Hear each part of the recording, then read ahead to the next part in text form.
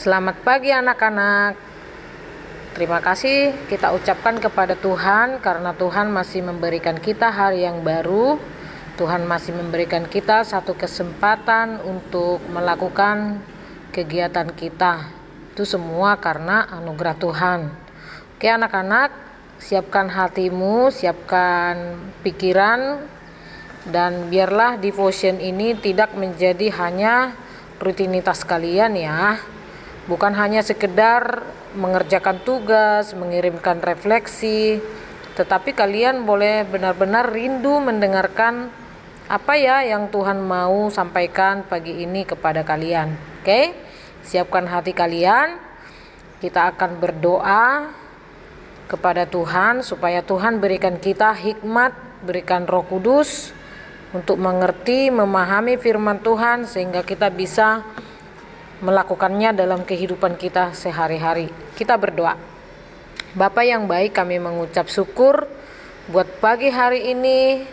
Tanpa terasa Tuhan, kami sudah berada di tanggal 11 Desember 2020. Artinya kami akan meninggalkan tahun 2020 ini. Terima kasih Tuhan untuk penyertaan-Mu hingga saat ini. Terima kasih untuk kesempatan yang boleh Tuhan berikan kepada kami. Bahkan Tuhan masih memberikan kami kesempatan untuk mendengarkan kebenaran firman-Mu. Biarlah melalui firman Tuhan yang kami dengarkan setiap paginya, itu membuat kami semakin bertumbuh, semakin kami mengenal Tuhan, semakin kami bisa memuji dan menyembah Tuhan dalam hidup kami. Terima kasih Tuhan, hari ini berfirmanlah bagi kami, berkati kami Tuhan, agar apa yang disampaikan oleh guru kami boleh kami pahami, boleh kami mengerti dan kami lakukan dalam kehidupan kami sehari-hari. Terima kasih Yesus, pakai hamba-Mu, Ibu Regina Tuhan yang tidak ada apa-apanya. Tuhan yang tolong berkati pakai hamba-Mu menyampaikan isi firman-Mu kepada anak-anak kami kelas 3 sampai kelas 6. Di dalam nama Yesus kami berdoa, amin. Oke anak-anak, Ibu mau tanya, kemarin tentang apa ya devotionnya? Masih ingat kan yang disampaikan oleh Ibu Rosanti ya, yaitu tentang identitas Yesus ya. Ibu berharap kalian masih ingat. Nah sekarang kita masuk dengan topik yang baru, yaitu mencari sang raja yang lahir. Nah di bulan Desember ini adalah perayaan yang besar ya bagi kita umat Kristen. Kenapa? Karena kita merayakan hari kelahiran Sang Juru Selamat kita, yaitu Tuhan Yesus Kristus. Pasti semuanya bersuka cita ya. Keindahan di mana-mana kita lihat, mungkin sudah menghias pohon Natal di rumah masing-masing ya. Sudah ada yang bersuka cita, mama sudah buat kue. Itu adalah bagian penyambutan kita terhadap kelahiran Juru Selamat ya. Namun apa yang paling esensi, yang paling penting di dalam hidup ini ya, kita akan belajar sekarang ya. Oke, firman Tuhan itu diambil dari kita buka ya di Alkitabnya, Matius 2 ayat 1 sampai 2 ya. Sesudah Yesus dilahirkan di Betlehem di tanah Yudea pada zaman Raja Herodes, datanglah orang-orang Majus dari timur ke Yerusalem. Nah, ayat 2, dan bertanya-tanya, di manakah dia, raja orang Yahudi yang baru dilahirkan itu? Kami telah melihat bintangnya di timur dan kami datang untuk menyembah dia. Nah, ini firman Tuhan yang begitu indah ya. Nah, siapa itu orang Majus ini ya? Sampai dia dibuat di dalam Injil ini, kitab Injil ini ya. Sebenarnya tidak tahu pasti ya berapa orang Majus itu ya, apakah mereka bertiga. Namun ada beberapa orang yang memprediksi itu 3 orang. Kenapa? Karena persembahannya ada 3 macam gitu ya. Ada yang bawa mur, kemenyan, dan emas gitu ya. Nah, siapa itu orang Majus? Nah, di sini disampaikan bahwa orang Majus itu adalah orang-orang yang memiliki kapasitas pemahaman yang istimewa berdasarkan ilmu perbintangan ya. Nah, berikutnya orang-orang Majus itu merupakan kumpulan orang-orang yang berhikmat. Jadi orang ini adalah orang-orang yang pintar. Mereka memiliki kebiasaan untuk menafsirkan mimpi. Jadi pada saat itu kalau ada orang yang bermimpi, mereka bisa tanya mereka ini dan mereka bisa gitu. Nah, mereka merupakan orang-orang kaya. Ya, kaya akan pengetahuan dan percaya bahwa hidup seseorang dapat ditentukan dari bintang-bintang langit yang nampak ketika seseorang lahir. Jadi mereka ini kan yang memiliki ilmu perbintangan ya. Jadi semua yang ada di angkasa, semua bintang-bintang itu mereka tahu. Jadi ketika ada yang lahir, mereka lihat bintangnya dan mereka bisa menafsirkan atau melihat seperti apa orang itu yang lahir ini gitu ya. Nah, berikutnya mereka dapat menjelaskan keberuntungan dari seseorang melalui jenis bintang yang nampak ketika seseorang lahir. Nah, jadi pada saat itu ketika Yesus lahir ya, mereka lihat bintang ini ada satu yang begitu terang sekali ya. Dan mereka melihat ini kayaknya ada raja yang lahir gitu. Nah, kita lihat berikutnya. Dari mana asal orang Majus? Nah, Alkitab hanya memberikan keterangan bahwa orang Majus berasal dari timur. Itu pun secara tidak langsung ya. Nah, Matius 2 ayat 2 hanya mencatat bahwa orang-orang Majus telah melihat bintang itu di timur, lalu memutuskan untuk mengikutinya sampai ke Yerusalem ya. Secara hurufiah ya, berarti tempat terbitnya matahari, sehingga tepat jika diterjemahkan timur. Nah, kalau kita lihat apa sih peranan orang Majus sehingga orang Majus ini dituliskan ya di kitab Injil ini. Ketika Yesus lahir pasti ada orang-orang Majus ini ya. Kalau kita mau lihat drama ataupun yang ditampilkan di sekolah minggu atau di gereja, ada drama tentang kelahiran Yesus, pasti ada orang Majus yang ditampilkan ya. Kenapa sih? Apa sih peranan mereka ini sehingga mereka itu begitu spesial ya? Nah, ternyata mereka ini ada yang beberapa sikap mereka yang bisa kita tiru ya. Ada peranan mereka yang begitu menakjubkan gitu ya. Dan menjadi contoh buat manusia-manusia yang ada atau orang-orang yang ada di bumi ini ya. Apa sih peranan orang Majus? Itu menyatakan bahwa raja orang Yahudi sudah lahir. Jadi mereka yang pertama sekali untuk menyatakan itu ya. Nah, dari tempat yang jauh mereka berusaha dan bersemangat mencari tempat kelahiran raja orang Yahudi tersebut. Bayangin, orang itu kan orang sibuk sebenarnya ya. Mereka punya pekerjaan yang penting gitu. Tapi mereka rela meninggalkan pekerjaan mereka itu hanya untuk datang untuk menyembah. Tadi ada di ayat 2 dikasih tahu ya, mereka mau menyembah, mau datang mau menyembah gitu ya. Mereka bersemangat, nggak malas-malasan ya mencari tempat kelahiran raja orang Yahudi tersebut. Nah, alhasil usaha mereka membuahkan hasil. Akhirnya orang-orang Majus itu menemukan sang raja, yaitu Yesus yang lahir di Betlehem. Di Alkitab nggak dikasih tahu ya berapa jarak dari asal mereka itu, dari kota asalnya ke Betlehem ya. Tapi mereka benar-benar dituntun oleh bintang yang mereka lihat itu ya. Mereka lihat terus sampai itu adalah penyertaan Tuhan ya. Nah, ketika orang Majus bertemu sang raja Yesus Kristus, mereka sujud menyembah ya, memberikan hormat dan mempersembahkan harta berharga mereka. Jadi mereka datang kepada Yesus itu enggak tangan kosong. Mereka mempersiapkan yang terbaik. Ya. Tadi kita udah tahu ya bahwa orang-orang Majus ini kan orang-orang yang pintar ya, orang yang cerdas, orang yang sibuk ya, tapi orang kaya juga, kaya pengetahuan lagi ya. Tetapi ketika mereka tahu ada Yesus lahir, ada raja lahir, mereka tinggalkan semua. Mereka datang mencari-cari dengan semangat, mereka mencarinya. Di mana ya, begitu luas ya, di dunia ini luas, tapi mereka tidak tahu di mana pastinya, tapi mereka mau cari. Mereka tinggalkan pekerjaan mereka. Mereka bawa persembahan mereka yang begitu spesial. Dan ketika udah bertemu, Mereka menyembah Tuhan. Nah, ini adalah hal yang menarik ya. Hal yang patut kita contoh ya. Mereka mempersembahkan harta berharga mereka. Ya.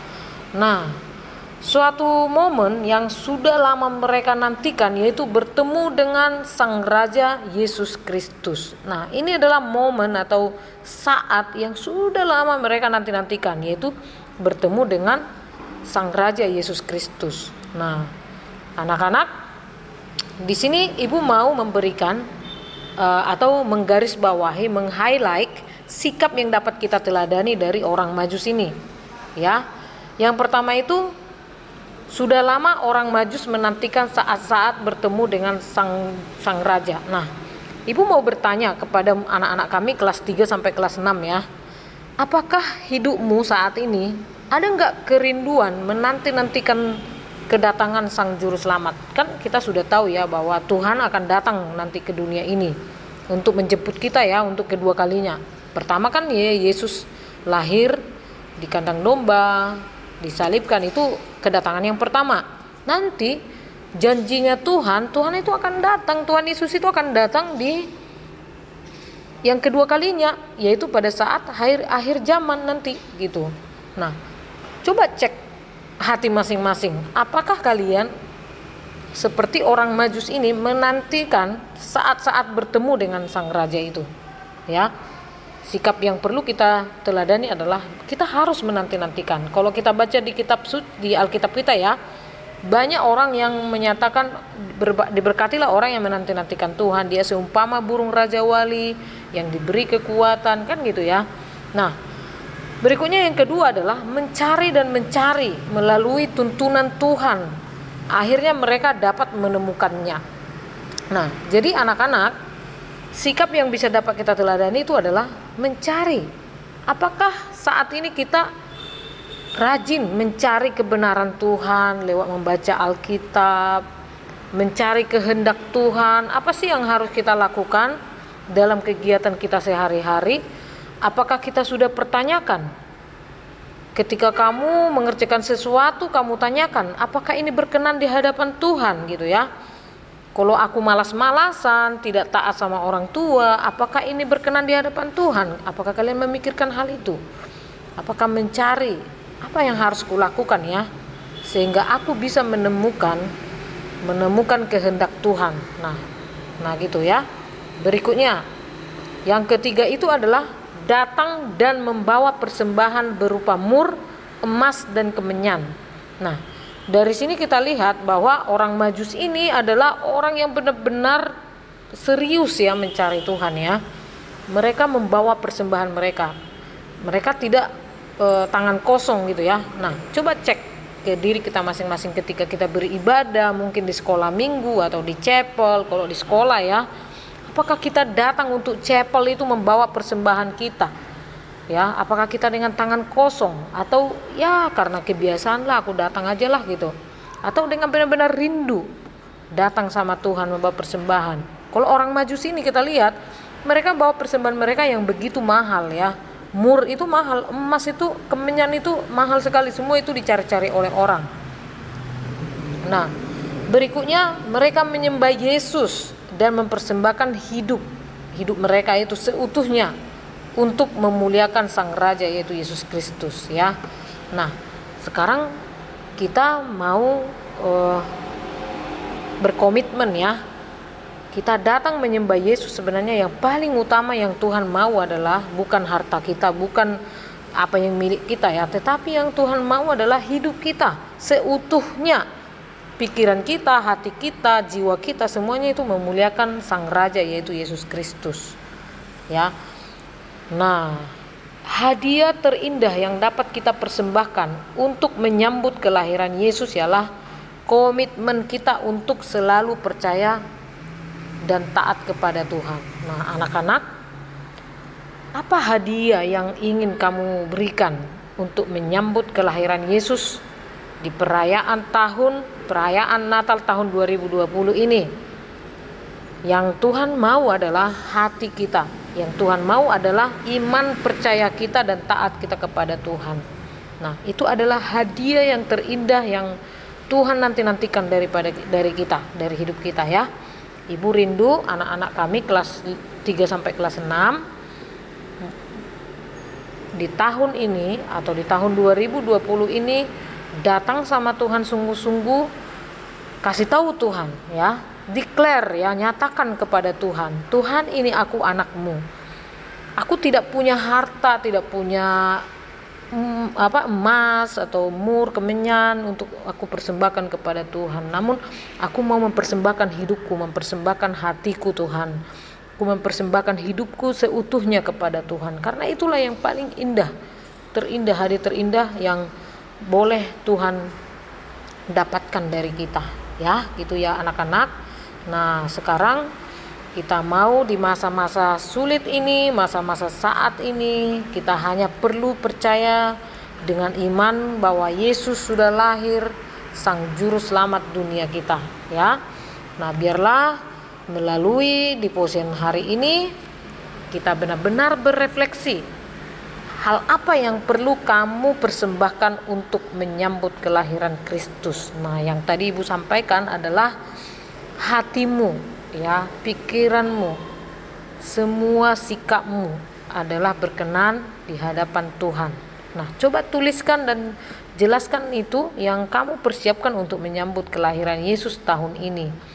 Ya, kalau ibu pribadi ya, yang ibu mau persiapkan untuk menyambut kelahiran Yesus adalah ibu tidak mau membawa dendam atau membawa sakit hati terhadap orang lain. Ibu kosongkan semua hati ibu ini dari semua kesalahan-kesalahan orang lain, dari semua keinginan-keinginan duniawi, ya.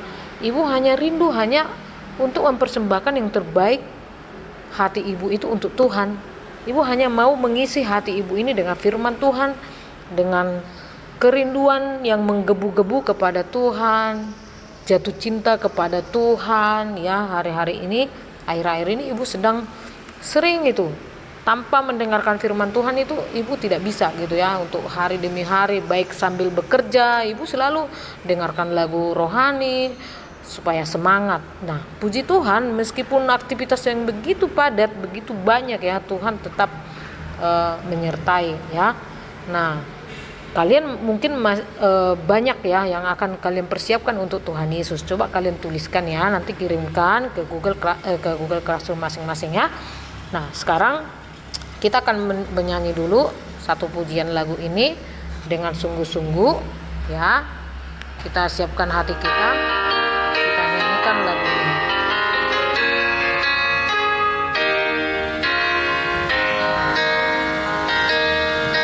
Dengan sikap berdoa kita nyanyikan lagu ini.